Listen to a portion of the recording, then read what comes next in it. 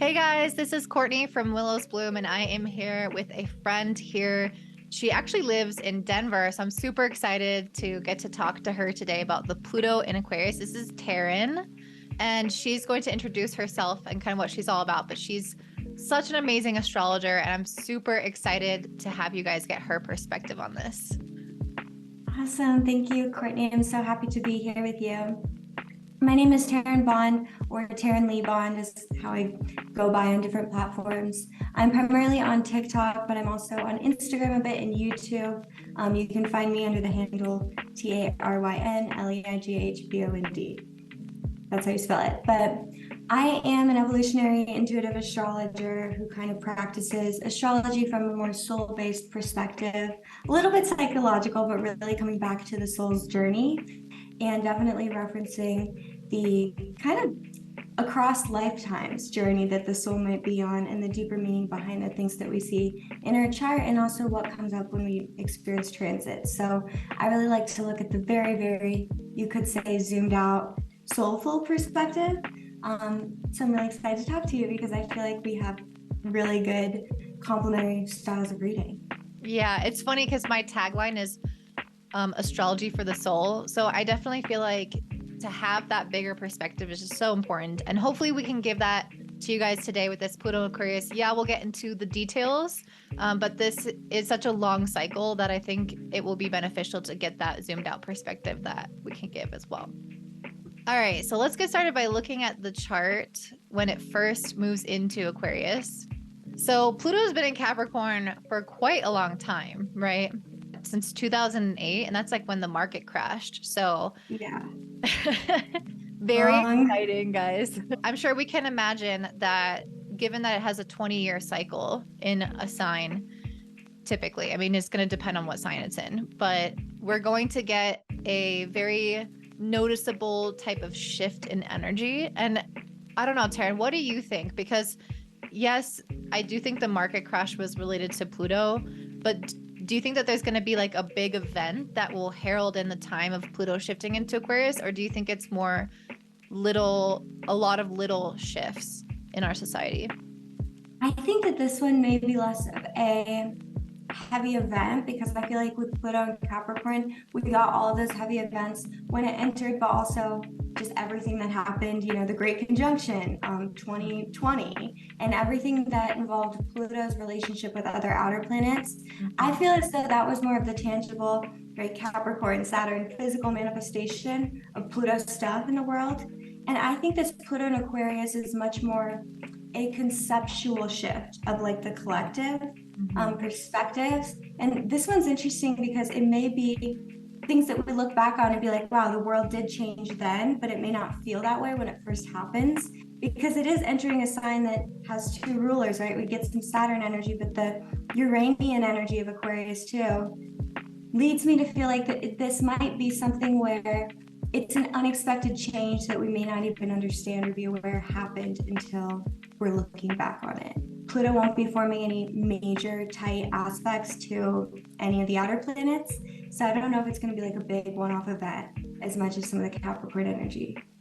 Yeah. And I'm just so excited today to talk about technology and AI because I just geek out on that stuff. Yes. And we're talking about Uranus being one of the modern ruler of Aquarius. And of course, Uranus has all to do with technology and AI and things of that nature. And it's like, think back, 20 years ago, could we really have predicted the level of technology that we have today? And, how small a phone is and yet how powerful it is. And I think that is the nature of this Aquarius energy, where we're going to start to see societal massive transformations happen so exponentially, things that we never expected, like you said, especially because of technology and the way that we can't, unless you're in the industry, we can't really picture right now what life is going to be like with all those new types of things. Like, you're on TikTok, you're doing super well on TikTok, and TikTok didn't even exist 10 years ago. And now that's like a career, right? So it's crazy how things can change. No, I'm glad you mentioned that. It's really wild to think about the pace of change here with the technology, and Uranus also relating to quantum physics and kind of the instant manifestation, how things are interconnected, but also like it's electricity, it's lightning, it's so fast. And now we've got Pluto, who's going to be supercharged by this like electric Uranian energy. And it's like, who knows? I always say with Uranus, the planet, to try to really predict something that's Uranian in nature is like to misunderstand Uranus as a planet, because you can't predict it. And so that's kind of the excitement quality of this too. But I also can understand how it can seem a little scary to people as well, because it's like, oh yeah, we have no idea what's going to happen. We just have kind of some predictions, but things are going to change quickly, basically. Especially because we're moving from this large cycle where Pluto was in an earth sign to now being in an air sign. And if you know Earth and you think about Capricorn, this is like the foundation and the structure of our society, right? So this is all that stuff happening with COVID and people needing to go to actually be in their homes and not go into work. And the way that society was structured was completely altered in some facets. And our daily physical life looked different. And it moves slowly, but it also was very impactful. And I feel like once it moves into an air sign, definitely I feel like Uranus has an erratic quality. And I don't necessarily feel like it will move in that same kind of slow but steady progression like I feel like COVID did or Pluto being Capricorn did. I mean, you can even see that with the housing crisis in 2008. Like you could see that building, like the bubble was going to burst type of thing. It wasn't out of nowhere. You know, it was like, okay, this is why it happened. As Pluto shifts into an air sign, like Uranus is linked with lightning. You think about lightning, it's like, it's this crazy patterns of electricity and light. And it's like, of course it's unpredictable, but also it's very erratic. It can shift from one thing to another thing. So I don't feel like we're going to have the same style of change or pace of change. And so it could feel really disorienting, especially if you have quite a bit of fixed signs in your chart. You might feel like, oh my gosh, you know, I wasn't ready for this. You know, there's no preparation, I feel like, fully for this kind of transit. Uranus is so non-linear. And Pluto really has been in the sign that has to do with working hard over time, things building, fell apart, and that was shocking. It still was something that, as you mentioned, was predictable. Whereas with Aquarius, with Uranus, by nature, it's like, no, it's lightning strikes out of the blue sometimes. And it's completely just erratic. And it's really interesting too, because Pluto as a planet, which we really look at a lot in evolutionary astrology, but Pluto in a sign isn't necessarily, I think it's easy to think of it like, okay, we're going to have a lot of Aquarian energy right now. But Pluto by design kind of goes through a sign to destroy manifestations of that sign. So it can look kind of like this is the whole picture of it, you know, there's positives that come out of it, but really Pluto's aim is to destroy anything that stands in the way of getting to where we need to go as a collective. It's really about burning off everything that's not truth, you could say, that's not in alignment with kind of the goal, the vision. And that's messy. Most of the time it's messy processes that Pluto kind of puts us through. And so with Capricorn, you know, it's like we saw structures of life kind of crumble that we thought, for example, like getting up and going to work every single day, school. With COVID, we saw that ended. There was lockdown, and that was something that nobody had ever really conceptualized, or really most people had never considered the possibility of a global lockdown. And even things like that, things that were so set in stone, Capricorn, that we thought they were immovable, they would never be changed. Pluto came in and was like, watch this, it's done. And then it never, like, yes, things have it's been a slow progression, Capricorn back, but the world does not look now like it did in 2019. And it won't again. You know, the shift, so many people now working from home who probably won't go back to the office. So many companies that are like, you know what, we're not going back to the office, stay home. And so the Capricorn structures that we thought were a foundational part of almost human existence proved themselves to be also mutable. And that's really the Pluto kind of burning everything down so the phoenix can rise energy. And transferring that into Aquarius, I think, is going to be quite fascinating because, yeah, I think a lot of technological relationships and things of that sort will be coming up with this. Yeah, and I think it's important to also recognize that Pluto, it will bring the truth, and that usually means it's going to bring up all the garbage. It's going to bring up all the dirt, the secrets, the lies, the darkness. And if you know the mythology behind Pluto, or like Hades, I believe, I don't know it super well, but I believe there was this woman named Persephone, this other goddess, who he dragged down into Hades. She was like this innocent, like young woman that he liked, and he like dragged her down into hell, and she eventually made her way back. But I think she lived like part-time in hell, part-time back in heaven. But that experience of being dragged down completely changed her as a person, as she saw all of that was hidden away from her in her more innocent version of life. And so we can really see that with Capricorn, where our institutions, our structures, powers, businesses, hierarchies, all of those things really had some darkness shown about where things were corrupted, where there was these horrible inequalities and things of that nature. And I think we'll continue to see that as Pluto moves into Aquarius, especially since Aquarius is very much a sign of the people. And I think we'll start to see as well where there are maybe corruption within the collective and these sort of collectivist mindsets. And we had a long conversation about this before we actually like sat down to do this call, because I feel like it's interesting how what happens with Pluto being Capricorn kind of births the thing that will be altered with Pluto in Aquarius. So it's like we're coming out of this intense hierarchy where men are on top, and there's like a right way to do things and a wrong way to do things, and there's tradition. And now it's like, well, you can choose your gender, you can choose your age, you can choose your name. Like there's no like what is an identity, there's no like specific, it's a pushback to the traditions and the boxes that we're all put in, right?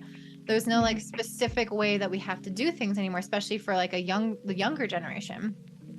But now that Pluto's going to Aquarius, that maybe some of that may be to an extreme. Not all of it. Some of it's great, and some of it will be extreme because that's human nature.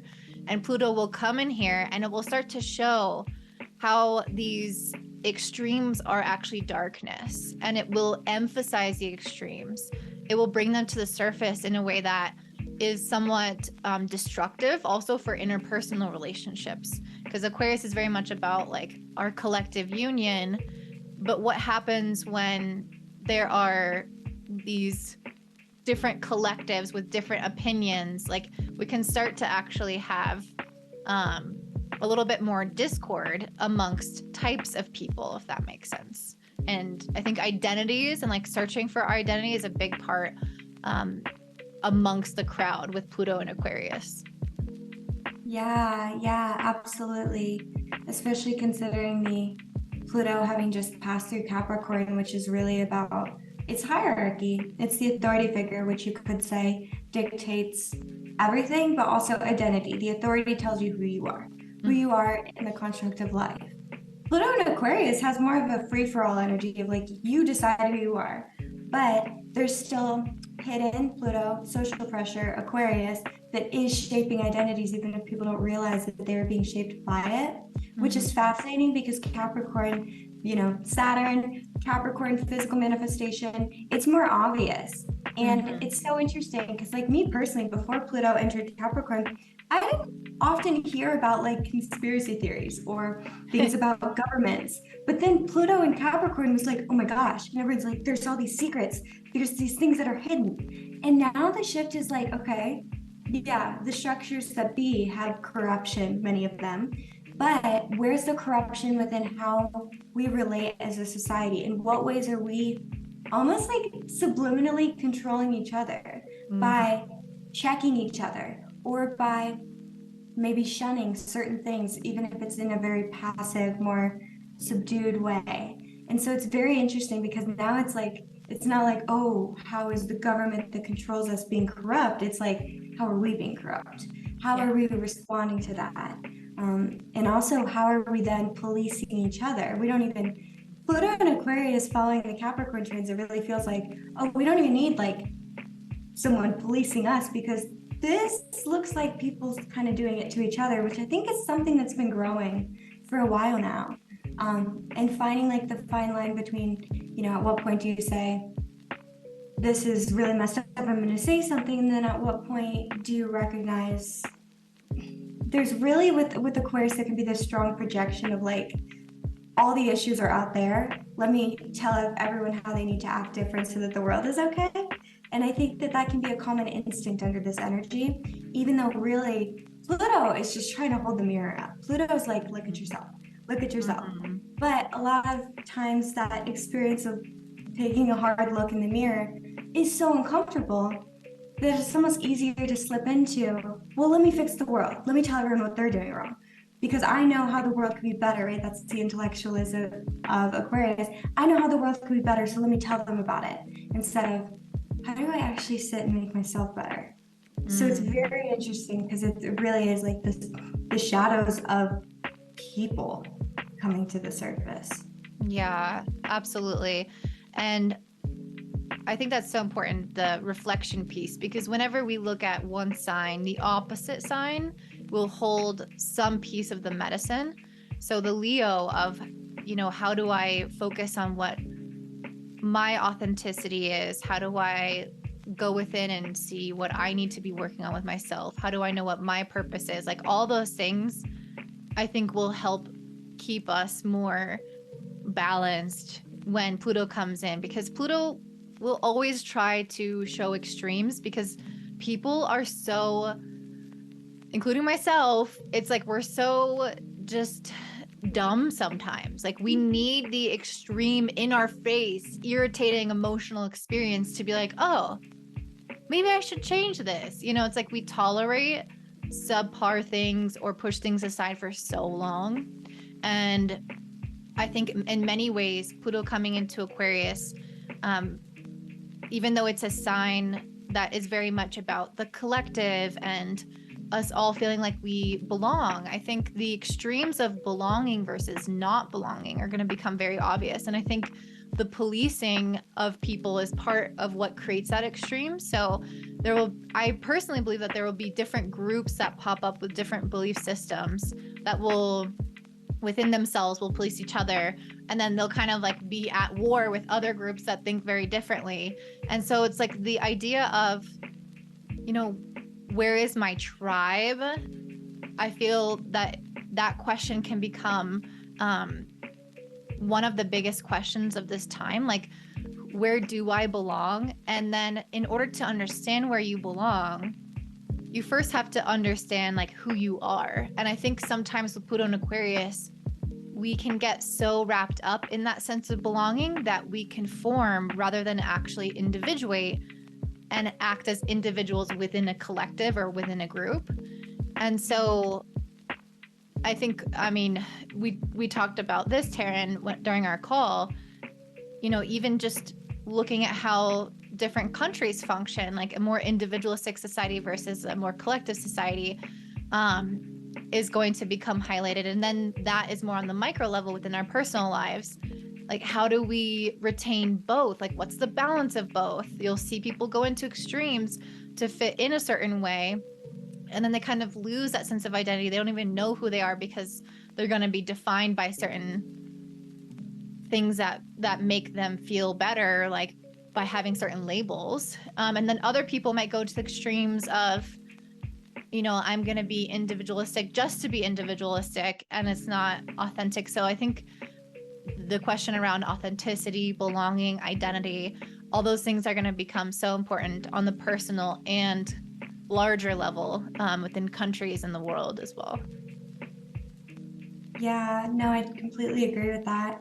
And I'm glad you mentioned kind of the paradox within Aquarius of it being the sign of individualism, but also the sign of groups and group mentality, and finding the place, finding the role within it. Because Pluto can really inspire anyone, you know, including myself. Pluto just inspires the desire to take things to the extreme. And because it's now entering the sign of the radical, that's what we're looking at. Yeah. Radical thinking, radical perspectives. It's, Aquarius is an extremist sign. It's fixed earth or fixed air. It's going to go and it's going to go all the way. It's the maverick. There's a fearlessness there. But there is also a coldness that, as the final air sign ruled by Saturn in particular, and then Uranus, it can logically rationalize kind of its decision making in terms of losing its identity in a group, because it's like, well, I need the group more than I need my identity. But there's also the way that the other is treated, because Aquarius is also the sign of the exile. And so it's like, in what ways are we so terrified, Pluto, of becoming an exile ourselves within society that we actually play a part in casting stones, in exiling and judging air sign energy, judging others and pushing them to the fringe, So it's very, very interesting, because it seems like there's a lot of extremist beliefs and perspectives. And I love that you mentioned the polarity of Leo too, because one thing about Leo is that, every sign has its positives and its shadows, but also this Leo energy is the balance point, the polarity of this Pluto and Aquarius. Leo here is the heart. It's compassion, it's warmth. And so when we think about Pluto being opposite Leo, it's like, okay, we're going to naturally have more of a tendency, everyone, to maybe slip into coldness and rationalizing things. But rationalizing things isn't the same as compassionately approaching people as if they're humans. It's very easy to slip into, oh, these are just numbers, or, humans are just ants on the earth. And that gets a little dark pretty quick, but that's Pluto and Aquarius, right? So Pluto's here to bring the darkness to the light. And kind of to quote like my favorite astrologer I've always looked up to, and this was a perspective about the lunar nodes actually in Pluto, or in Aquarius and Leo. But Stephen Forrest described it as like trading rightness, being right, for effectiveness, Leo, for having the warmth and compassion to actually get up and lead. In Aquarius, we're looking at no man's land. There's no leaders. This is like what do they call the part of the ocean where there's no laws? Do you know? I can't think of it off the top of my head. It's that kind of energy. It's like, how much do we want to remove Leo, the king of everything, of anything? Because at what point does it become more dangerous for people to just have all this power? And that's not just publicly, it's more so socially. And at what point I think the book, it's interesting, but the book Lord of the Flies was really coming up, because it's like, what happens when it's just up to people to determine what they do, what comes next, and how there's just that natural tendency to split into groups and to split into, at some point, their sides. And nobody's even sure why or how it became people pitted against each other. But at some point, pretty quickly, it's just from, oh my gosh, survival, life is kind of the enemy. Life is the thing we need to be focused on keeping in the face of the darkness of the world and nature and what it's trying to do to us, which is, it's hard to survive out there. But very quickly, it shifts into, no, we're too busy fighting each other. We're not preserving life anymore. We're actually killing each other. And it's the complete opposite. And it's kind of that switch. And so Pluto does have an inherent level of control. There's a desire for control, social control, Pluto and Aquarius. Very interesting. And that brings up kind of a whole other point of like shifting from, I perceive it as shifting from these massive celebrity icons into influencers and people on the internet who now have social control, and what that means and what that will look like, and how, technically, not even technically, that's a lot less regulated if you think about the fact that anyone who's like on TV has a whole team that they have to run things by, and they have someone there who's helping them prepare for interviews. But when we're talking about just people from their homes who have platforms, what they say and do have impact, but it's not being checked, which is beautiful in many ways. There's a lot more Aquarius freedom there, but naturally there's shadows there too when anything increases, when anything is liberated that much. in terms of literally who has the social influence, which I think is coming up. So yeah. Yeah, I think the power of each individual voice as well as collective group voices become enhanced. And then also power struggles, which Pluto also represents within that, is going to become really obvious. And we talked about this even before we hopped on the call, which is, you know, how much censorship we see. And, you know, Aquarius is, its modern ruler is Uranus, which is the planet of astrology. So I'd be very curious to see if astrology is affected by this in some capacity, either positively or negatively. But I definitely think with Pluto moving into Aquarius, the topic of censorship and what is and isn't allowed to be said, specifically within like society, and online. So basically, like, if you say the wrong thing in a friend group and that doesn't vibe with the morals of that friend group, like you getting canceled, or if you you know, say the wrong thing online, your platform you get deplatformed. And there are these kind of extreme consequences or stories surrounding what is and isn't okay, and that, again, that policing of one another, which can become really obvious. And I think that very much links to what you're saying around Aquarius being a little bit more cold and detached, because for such a people-oriented sign, the Aquarians are the most common that I hear say, I love people, but I hate people. Like, I don't want anything to do with them. And I hear that all the time. It's like they care so much and they do so much for people, but yet they also feel extremely drained by them, and they can't fully empathize. And not that they can't empathize, but it's almost like they do better when they detach and they're going off into their world, because they just get drained by the way people are. And I also feel like that's going to come up, that kind of cold, detached, logical side. Yes, it's going to come up in all of us, but it's also going to come up in the fact that I do think AI is going to be a really predominant part of our culture moving forward, technology. And that is the essence of technology. It's detached, it's logical, it's rational, and it's doing what's best or following a certain set of rules that maybe society or groups of people have programmed into that AI or into that social media network or whatever, which is probably AI policing social media network, is all going to be connected. You know, it's like they're going to maybe have AI be the thing that, I mean, they already do, that pulls out certain data of what we say, and then it's AI policing us at the end of the day. It's people creating things that will police us. And this is just going to kind of continue on and on and on and grow exponentially. And it's a little bit scary to think about, you know, what makes us human at that point, because Leo is ruled by the sun, and that is very much around, to me, like our life force essence. It's our, like, sort of like our soul in a way. And I think if we're not tapped into that soul, we're losing that humanness, and we're moving towards, you know, what makes us different than a robot, or, you know what I mean? And so I think the question or the spectrum of that, of like, how much are we in our soul and humanness versus cold, detached, and kind of more technological based or judgment based, I think it'll be interesting to see the interplay of that spectrum. Even considering the location, just even looking at this chart here of Pluto being ruled by a Saturn who has just moved into Pisces, and then by Uranus, which is their Venus at the date of the actual ingress. But then squaring the nodes, by the way, Pluto ruling the South node, it really is this fight between a little bit of Pisces, but that Taurus energy of the body being here versus being here. And also, what are you willing to lose to have a better experience in your mind? And so that kind of absolutely correlates with not just AI, but specifically like virtual reality, the metaverse, the things that are coming out in order to actually, you could say, they offer a relief, right, of some sort by getting out of your own reality and going into another one.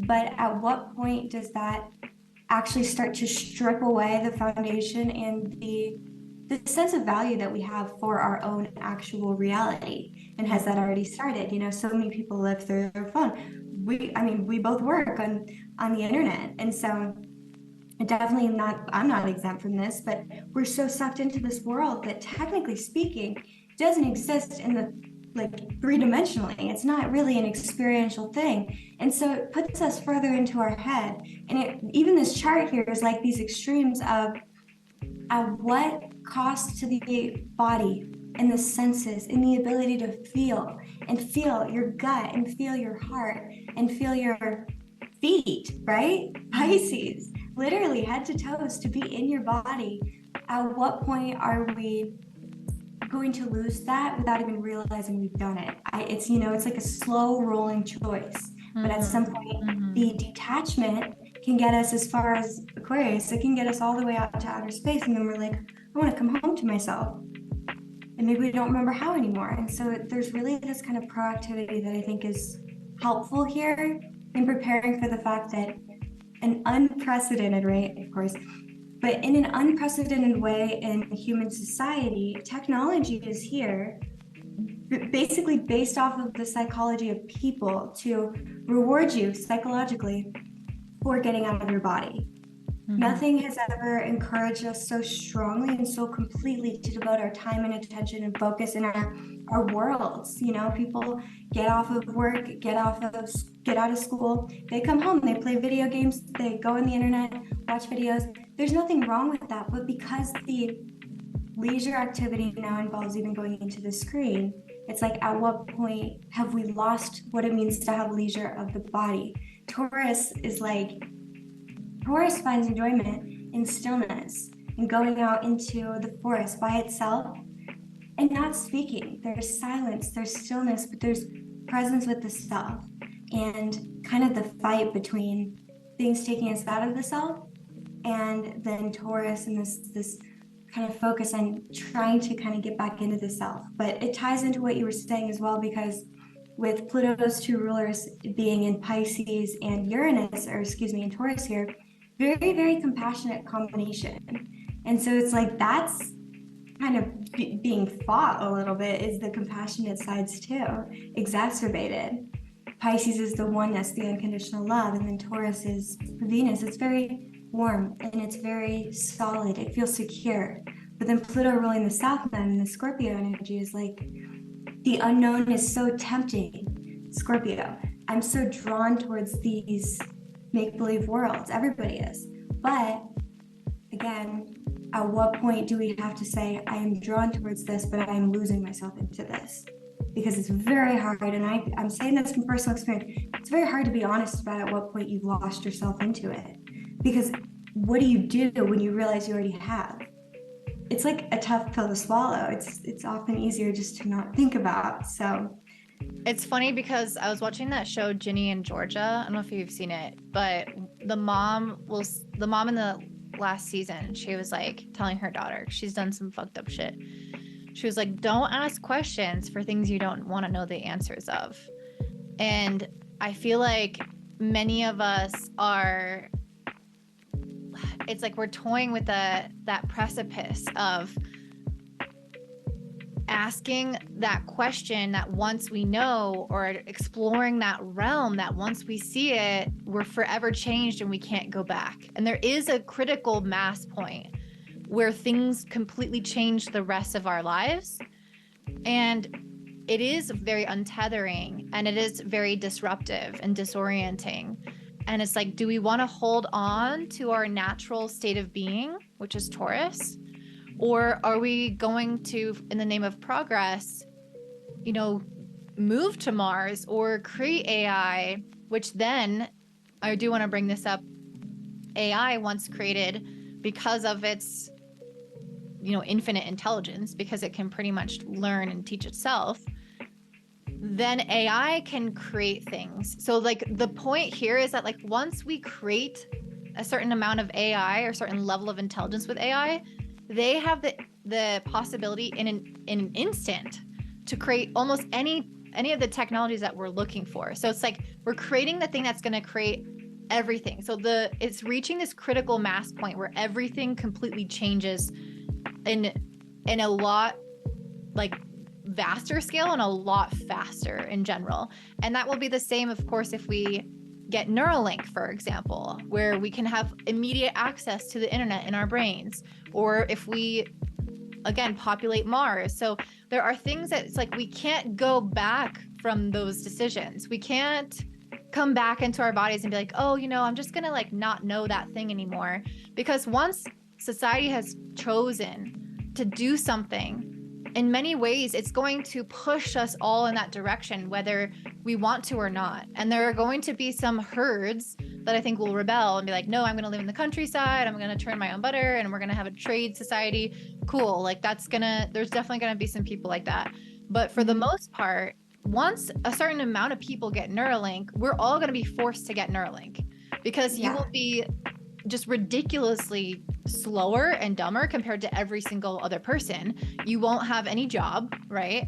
And then once we create a certain amount of AI, there will be only a certain amount of types of jobs left. So it's like, you see how we make these decisions and they completely change the way that we do everything after that. We cannot go back. Like you said, we cannot we lose ourselves in the internet. We lose ourselves in the progress, and we might not even realize it, and then we want to come back maybe, or something goes wrong. Like let's say people realize how to hijack Neuralink and they're starting to literally brain control people, and it's like you can't go back. That shit is in your brain and it's already too late. Somebody already has a hold of you or whatever that is. And you can see how it could be used as warfare between countries, and how technology, like once the atomic bomb is created, what do you do from there? Like you can literally just hover over a button and kill like hundreds of thousands of people, or maybe even more. And so it's like having that technology, having these things, having these options, making these decisions, it kind of forces everyone to do the same. And it's like, it is hard to kind of put that thing back in the box, once you open like a mattress pad and it's like massive and you're like, how the fuck did they get it in this little container? It's like, you can't put it back. You can't undo the progress. And so it's a little intimidating, honestly, to be like shepherded into an era where we don't even have full control over things, because it's a collective sign. So once enough people make a decision, it kind of determines a collective fate to some extent. And yes, there are individualistic ways we can rebel, like I mentioned, but that's certainly the harder way to do things. And you will really feel like you are on the outside and the outskirts and not have the support of the system if you're making these really kind of alternative choices, which, who knows, maybe some of us will really feel like we need to do that in order to maintain our humanity. Yeah. No, so many good points there. The Aquarius also having to do with trends and influence, and how it starts with, like Neuralink. It starts with a few people making an individual choice. They're being cutting edge. They're being edgy. They are being brave and trying something new, but it's very trendsetter-ish. But once enough people have done the trend, it becomes just like trends with fashion. Once enough people have started to wear it, it's not a trend. It's just what you find in the stores. And so it's the same thing here. It's like enough people make choices, and at some point, those who haven't done anything yet lose the choice, because the wave, the tide of society is pressing so hard in that other direction that there's really no way to, as you mentioned, coexist in society the same way that you could before everybody else had made this monumental change. And exactly, I love that you mentioned too with AI and technology, because it really is like Pluto is also it's a humbling energy. And Pluto and Aquarius kind of feels like a little bit of this undertone of like, you're playing with something that you don't really know what you're doing. Like, do you understand, humans, what you're doing with technology? The amount of risk, how we can be. The amount of risk. Yeah. Exactly. And it's playing with fire, essentially. And Pluto's like, hey, but you're going to get burned. That's how it goes. And we've got a Saturn sign still. There's consequence. And what's interesting too is that Uranus, which is the modern ruler, with Saturn traditionally ruling Aquarius, but Uranus is the only planet that directly has to do with trauma. It's the planet of trauma and shocks. So, Pluto has trauma too in a different way, but there's more of a unfolding and everything gets swept up. It's like a black hole of change.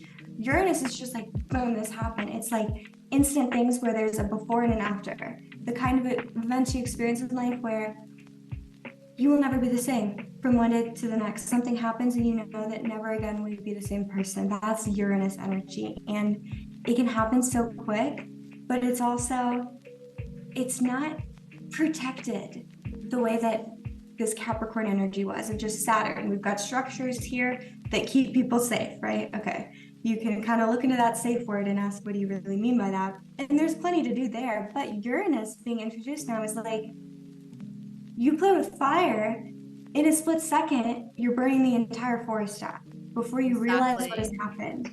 And it's much more, it's a different kind of danger, but it's definitely the kind that comes out of left field, which we are building towards, right? With doing these things with technology. With the Saturn side of Aquarius, we're progressing, working hard to progress into technology. But at what point does Aquarius come and say, or Uranus come and say, here's what happens, here's some consequence, and you know, what could occur? It's not fun to really think about worst case scenario, but it should be considered because a healthy dose of caution is going to help Pluto and Aquarius energy a lot. The problem though, and this is something that I think about all the time because I think that people don't think enough about how like technology is, especially AI, but technology in general is our greatest threat as a humanity, and in the direction that we're going in, it poses the greatest upcoming threat. And the problem is that we don't know what we don't know. We cannot predict and put cautions and code and things to stop certain things from happening because we have no idea how something will evolve. And it could even somehow evolve its own consciousness. And like, what is consciousness? All these things are going to be really big questions. And it's like, are AI, are they going to have rights? Are they going to dominate us? And how do we prevent those things? We can't prevent those things because we cannot possibly predict everything in the future. And so I feel like Pluto in Aquarius is a lot of like the threat of the unknown and how we are kind of, at least in some ways, leading to our own demise if we are not aware of our own sense of power in what we create. And this actually goes back to Leo opposing energy. Leo is like, what do we create as an individual? And then also, how does that impact the society as a collective, which is Aquarius?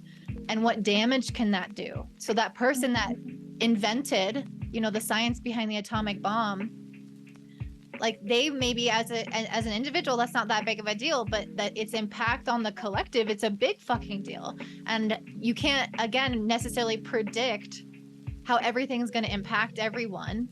But it's so important to, at the very least, what we do have control over of ourselves is try to understand our personal power and our personal impact and the things how we do, the things that we do, that we say, the way that we show up online, how those things have this really big ripple effect into society now that Pluto is in Aquarius. And at the very least, we can control our own decisions, the own things that we make, and yeah, and see how that can have these long-term consequences that we don't even understand now. Yeah, no, absolutely. And I think it's interesting. You mentioned earlier too, just about Mars and how, you know, Aquarius is all about thinking bigger, progress. Where does humanity go from here? And just, you know, this is the event chart. This is the first hit of Pluto into Aquarius. So this chart here does have staying power. And the fact that Pluto is co-ruling the south node of the moon, squaring the south node of the moon, but co-ruling it with Mars at a critical degree of Gemini, another air sign, forming a very tight inconjunct. They're both at critical degrees. Mars literally is prominent in this chart. Mars is coming up as like, what is this? But there's, with this inconjunct quincunx aspect here too, of Mars to Pluto, it's this question of like, how do we adjust? How do we make this make sense? How do we make this work out, kind of thing? And there's going to be a push, the radical push from the Pluto side of like, let's go to Mars, and then Mars itself. And, you know, who knows? It doesn't, I mean, this is kind of, it could be a hostile environment. We know Mars as a planet is, but when people get there, what if it actually isn't habitable? What happens then? And all of this having power over the South Node, the past, and where we're paying off, you could say, karmic debts as a collective. All at the expense of up here, the North Node in Taurus is like trying to bring us back to the earth, literally, that Taurus is the earth. And this is the energy that's like kind of under fire, but this is also the medicine, right? North lunar node up here in Taurus, Uranus and Taurus with Venus. This is the medicine. This is what's going to help us, but it's about coming back to the earth. It's about being comfortable with less instead of living in a place of always needing more, which Pluto and Aquarius is going to be. I need more technology. I need more entertainment. I need more cutting edge stuff that I can try first. I need to go off into this direction. I need to whatever. Taurus is like, can you be okay with just sitting still? Can you be okay with just having shelter, food, and being able to go outside and touch the earth? With having close connections, like, can you be okay with just having what you actually need to survive as a person? But even the question of what are necessities, I'm sure there's plenty of people today who would argue that technology is a necessity, even though never before in human history has that been the case. People have survived for thousands and thousands and thousands of years without technology, but now, because of the alterations, Pluto in Aquarius, the alterations of society, technology has become a necessity in order to be able to coexist. And I just think the fact that Mars is even kind of aspecting this is like, literally this energy is like leaving the earth. Bye, we're gonna go somewhere else. Oh, this didn't work out, we'll go try Mars. That's not the medicine of this chart, right? We have Jupiter that's going to be entering later this year in the summer into Taurus as well. The medicine, the healing, the opportunity comes from loving the earth the way that the earth has, you could say, loved us all along. So that dichotomy is interesting to me as well. Yeah, definitely. And Taurus is all about, of course, like you said, being present. And then Aquarius is all about what's in the future.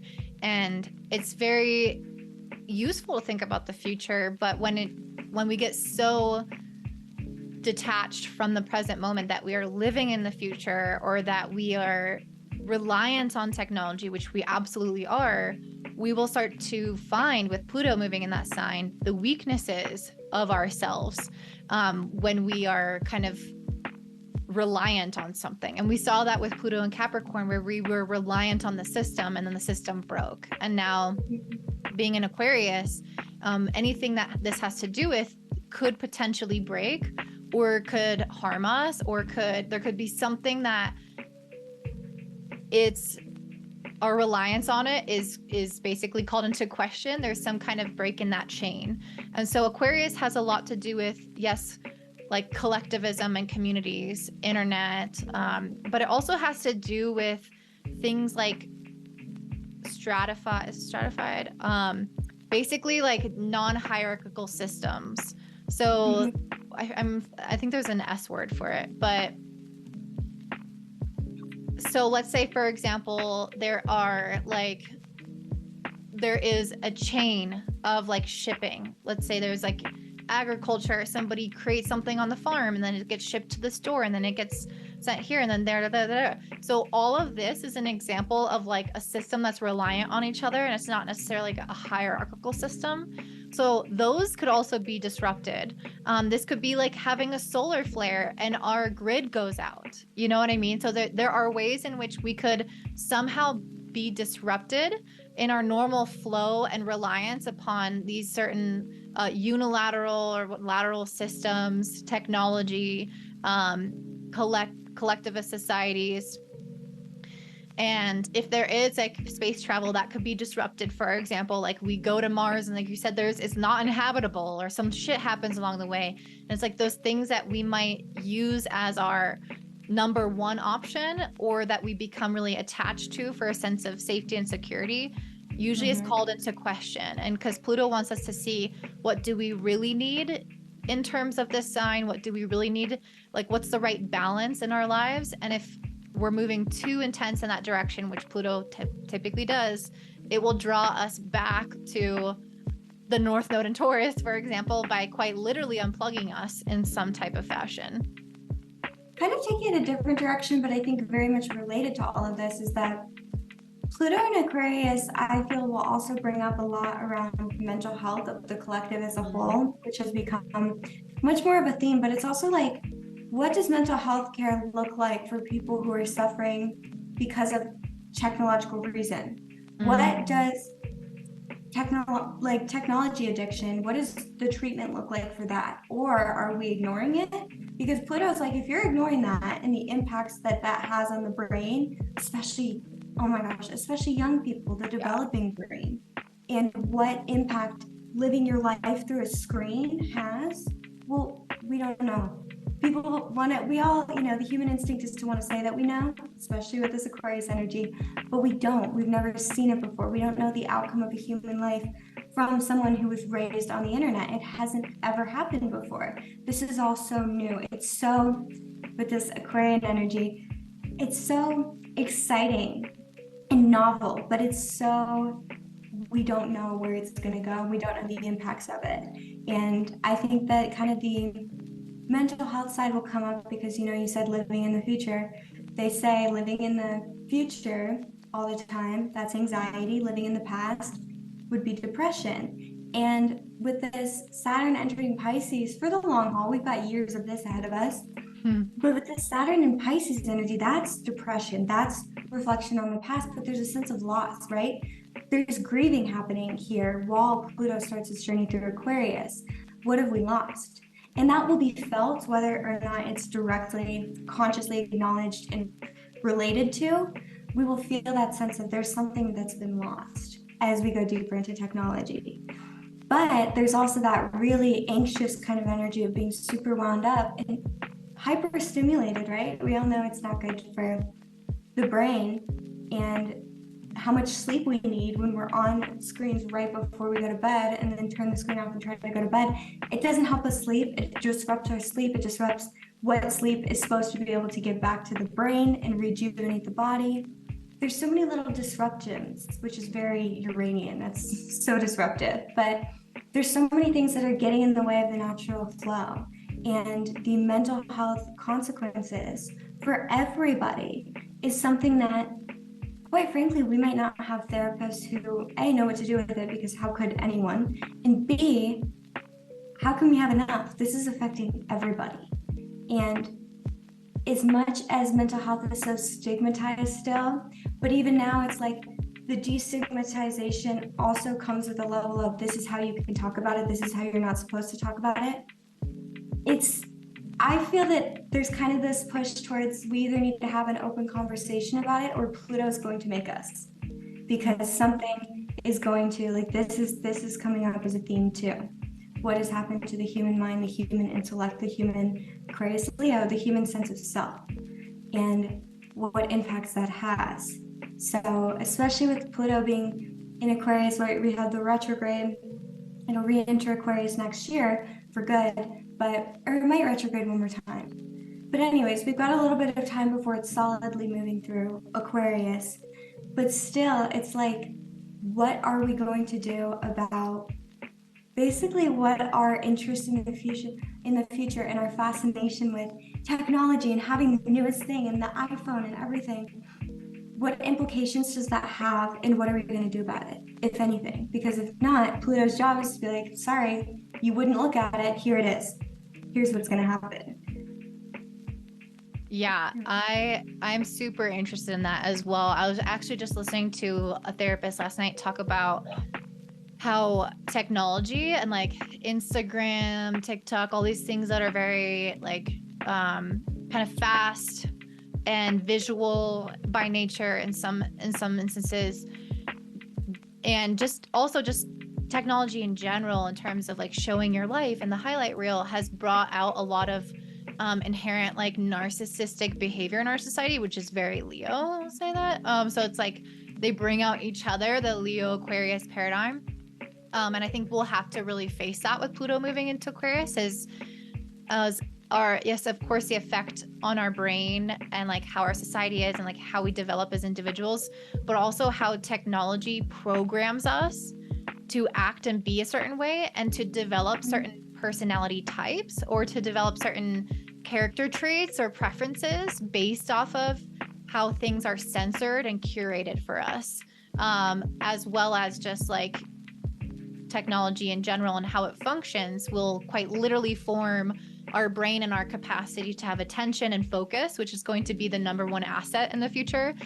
So I think it's going to be really important to think about like who is in control of these platforms, who is in control of the narratives on these platforms, because not only is it like, oh, I have anxiety because I'm online, I'm comparing myself, but the fact that you are quite literally, when you are online or you're watching TV, you are usually entering into deeper brain waves that are more receptive. So you are more programmable in your subconscious mind. So you are quite literally programming yourself to think, believe, act certain ways by what you are watching. And there is only some degree of personal power over what you're watching, because the internet, if you actually look at the internet, we're only looking at like a tiny little tip of the iceberg of the internet. There is like the dark web. There is so much internet that is like, you know, actually not available to us, or we're not searching for, it doesn't appear on the first page of Google. Scroll down to Google, look how many hundreds and thousands of pages are at the bottom that you could flip through. We are seeing a small tip of the iceberg curated aspect, and that is defining who you are as a person. And you think that you're controlling it, you think that you're searching it, you think that you're following this person, but were they suggested to you? Were they the thing popping up in your feed? Was it the thing that maybe that brand wanted you to buy, so it's there for you and you see it 10 times a day and eventually you think that's your style and you buy it? It's like, who are you? Who even are you? Because your brain and all this stuff is literally being programmed by the people and the internet and the things around you. And it's one thing when it's like a society and you can kind of maybe sometimes see it on TV and you maybe know a smaller group of friends and you can kind of choose who you hang out with. Like, it's more controllable. It's more smaller. Like, the things are happening on a less quick, kind of stable type of change. Like, they're not just, basically, you can't just be programmed like super fast back in the old days. But now with technology, we are being shaped very quickly and radically by the things that we're consuming. And so I think conscious consumption, attention span, being like regulating our own nervous system, being aware of what is ours and what isn't ours, being aware of influences upon us and what we truly like, our identity, our authenticity, all of those things are going to become, again, so important. And I know I'm talking about that a lot, but you can just see like how important this is. We have 20 years of this transit. And if people are not aware of this, if they are not trying to if they're not at least realizing that they don't have full control over the internet and that is affecting them on a really deep level, then they might spend too much time on it or not have other outside influences that can help balance them out. I'm so glad that you mentioned that too, with how much of this is dictated outside of your control, what you see and then shape your identity based off of. And we've had Uranus passing through Taurus for a while. And with this kind of transit, especially being highlighted now by Pluto's ingress into Aquarius, internet controlling values, right? The collective mind controlling personal values, Venus. What's important to you? How do you see yourself? How do you value yourself? Shaped by the internet. But it's also, especially with this Pluto now entering Aquarius, algorithms, right? We've seen over the past several years that people have gotten further and further into echo chambers that they think is the world. They think that this is the internet. This is how people talk on the internet. And what they don't know is that they are just being reinforced by all these platforms, including Google, the search results. Everything is reinforced by what they have said they liked. So they are being sent further and further into a spiral of people that are caught kind of in the same storm that they are. Whereas there's other people over here. And unless somebody stops and says, whoa, I'm like completely sucked into what the algorithm shows me because of who I've said to the algorithm that I am, where I've given my attention in the past. Until somebody stops and says, whoa, that's happening, these two will never even register each other's existence. But what happens with the stratification of it is that there's, again, the pitting against each other. Like even politically, we've seen that.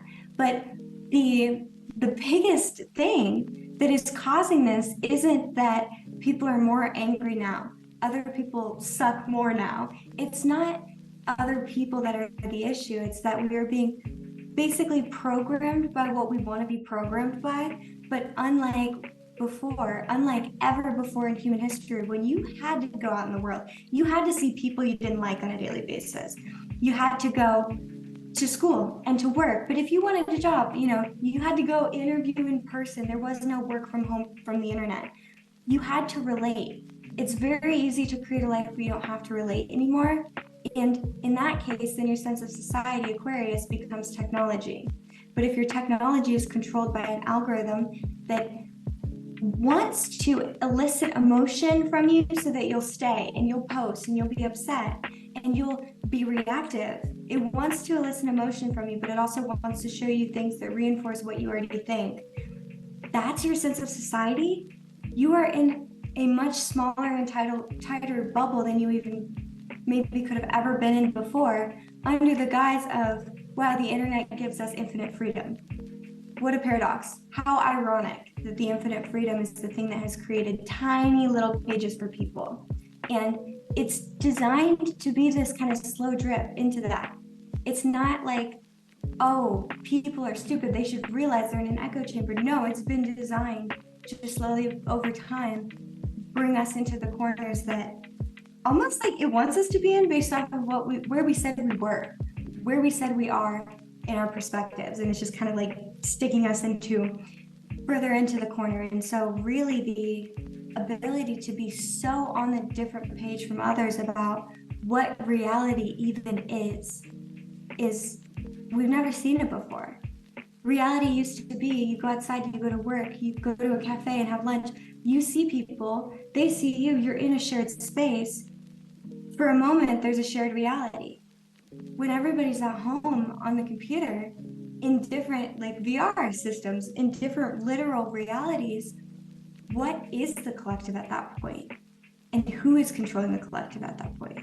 That brings us right back to the control of AI, the control of also the people who have the companies. But what are they trying to do? The people who are controlling social media aren't evil. They're not trying to hurt people. It's just a fascination as well as a capitalistic, right? We got some, Saturn is a part of Aquarius too. We've got capitalism involved in the internet as well.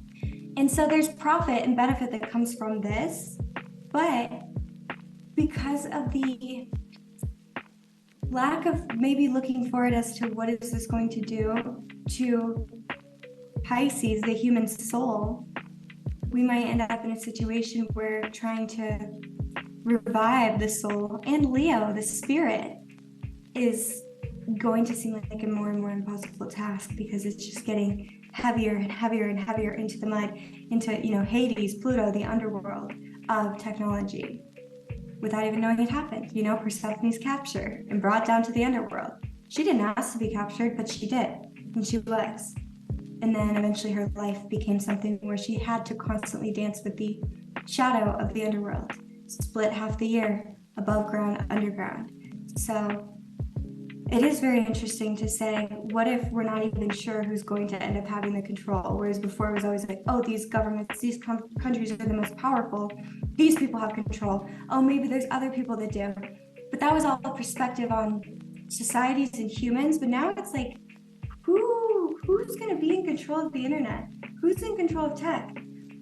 We can speculate, but we're not really sure, especially as artificial intelligence becomes self-aware. That's like the big thing. It's like when it's self-aware, we have lost control. We can't control it anymore, in theory, because it's self-aware. It can do what it wants, and it can do a lot of things that we can't. And so really it's like who's going to become the power and the dictator of other people's entire realities? Is it technology itself? Is it like we've created an entirely new entity? We didn't even need aliens, which also aliens is very Aquarian. I think that's a theme too, but it's kind of like we're creating an alien right here on Earth with technology.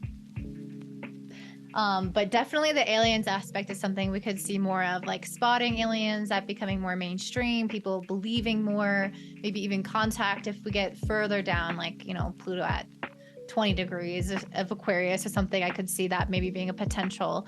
But just to kind of wrap up, I wanted to give you guys some things to take away So let's not just like doom and gloom, but what can we do in these instances to feel like we have some sort of balance in our lives? And I think one of the most important things is realizing your own power over your life. And there will be some instances in which you get dragged along to things in which you feel like you are disempowered or not having control over things.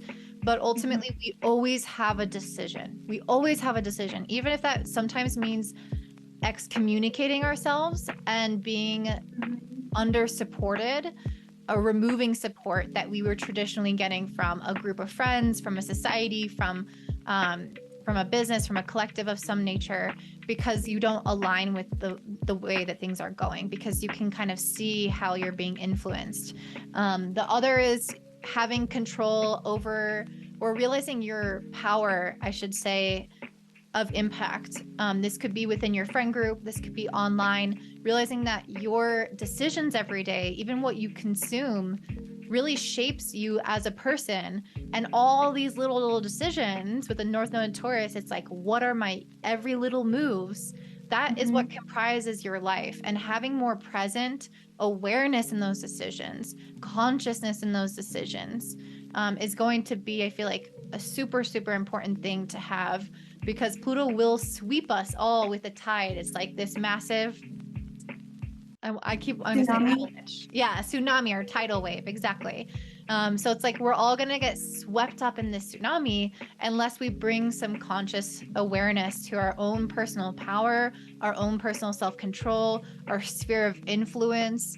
Also desiring to have more of that Gemini energy, which is very open to other people's ideas and wanting to step out of the echo chamber that we will naturally create for ourselves. And that means that we have to purposely search for things that maybe go against what we think or make us uncomfortable, and step outside of our Aquarius little collective group and step into another one and take a look around with some hopefully non-judgmental eyes to be able to maybe pick up on things that you didn't see before.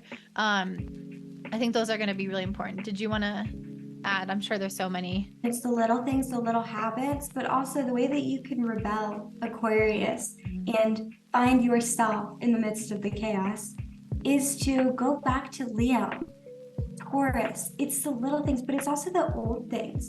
A huge one for me is taking a walk outside. That's like kind of radical these days, especially if you leave your phone at home and don't listen to anything. Find silence, be with the earth, but also a huge one, talk about intellectual freedom from intellectual control.